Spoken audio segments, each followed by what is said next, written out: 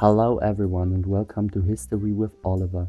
I'm Oliver and today we are going to talk about the rise of the NSDAP and how they became so powerful in a democratic country. So let's get right into it. At first I'm going to tell you some extremely interesting numbers. As you can already see, the amount of votes they got grew constantly. In 1982 they had around 2.6% of the total votes, 2 years later 18.3%, and just another 2 years later they were at their climax with around 37.3% of the total votes, which is by the way a lot. So it's my aim to explain you those numbers, and to do so I'm going to explain you at first how the NSDAP emerged. In 1919, Anton Drexler founded the so-called German Workers' Party, short DAP, and Hitler came as a spy for the Wehrmacht to a meeting to collect some information about the new founded party. But under specific circumstances which aren't interesting, he became a member of the DAP. He gave many speeches, moved up the ladder very fast, and the party loved the way he spoke. And just 1 year later, in 1920, Adolf Hitler became the leader of the party. In the same year he published his first party program, in which anti-Semitism was the key aspect, and renamed the party a National Socialist German Workers' Party, short NSDAP. From the beginning of the party right to the ideology of the NSDAP was anti-democratic, anti-Semitic, anti-communistic, and nationalistic. But what does it mean? They saw the German race as a superior race and gave the Jews the responsibility for all the bad things in the world, and their aims were mainly a greater German Reich, the repeal of the Treaty of Versailles, and the construction of an authoritarian state. My next topic will be the swastika. Originally it was a very old symbol which was mostly used by Hindu people as a symbol for the circle of birth and death. But because the Völkisch movement, a nationalistic movement in the 19th century, used it as an icon, the Nazis thought it would be an old Germanic symbol and used it for their party as well. It's black standing on the edge and angled rightwards in a white circle on a red base. They used the national colors of the German Empire to support their ideology. But as you may already know, nothing works without a good structure, and so I'm going to explain you the setup of the structures of the NSDAP. It all began in 1920 with the expansion of the party in the whole country to get as many votes as possible.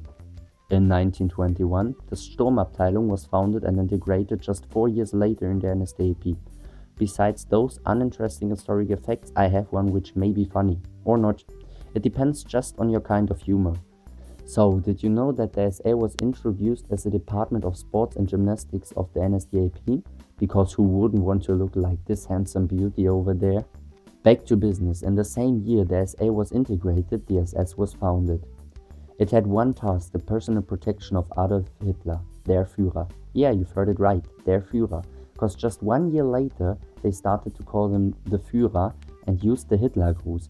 The symbol of the SS was the Siegrune, which you can see on your screen. Also in the same year, the Hitlerjugend and the Schwesternschaften were founded. The Schwesternschaften became the Bund Deutscher Mädel in 1930. Both institutions had the task to form the perfect German man and woman. So with such a good structure, what could potentially go wrong? A lot. Even though the number of members ascended to 130,000 in 5 years, they had just around 2.6% of the total votes in 1928. The answer why the amount of votes didn't ascend was the party program. It was too radical and too anti-Semitic for most of the people. So they started to cover other topics too, for example unemployment, which was important for everyone since Germany had around 4 to 5 million redundant workers. They promised a solution for every social group but never gave specific solutions, which is similar to some other parties nowadays. So finally every problem is eliminated and the journey to power is coming to an end. Now let's take a look at the center of power. In 1932 the election of the Reichstagspräsident took place and Hitler was directly confronted with Hindenburg. Hitler lost with just 37% of the votes, but it wasn't over yet. Hitler backed Hindenburg a lot for the chancellorship, the second most powerful position in the government, vainly. But in 1933, Franz von Papen also tried to convince Hindenburg to appoint Hitler as the chancellor, and finally Hindenburg agreed. With this act, the power was handed over to the Nazis.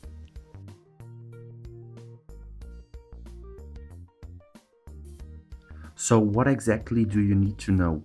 You need to know that the amount of votes they got grew constantly, with their climax at around 37% in 1933.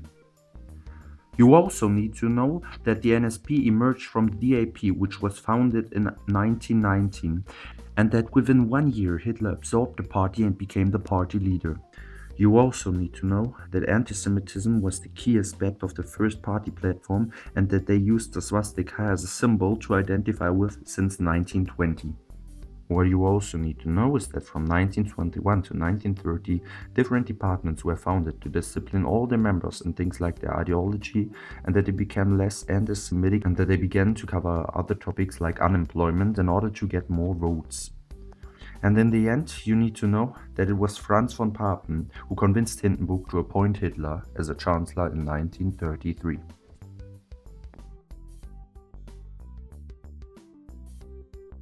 Thanks for watching the video. I hope you liked it, and I also hope it gave you an insight to the rise of the NSDAP.